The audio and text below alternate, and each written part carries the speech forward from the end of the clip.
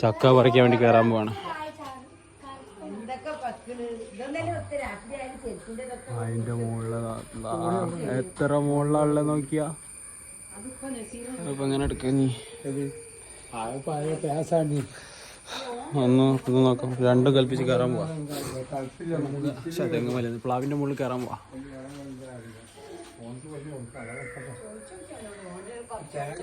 മുകളിൽ കാണാം. നീ ചക്ക പറിച്ചിട്ട് കാണാം.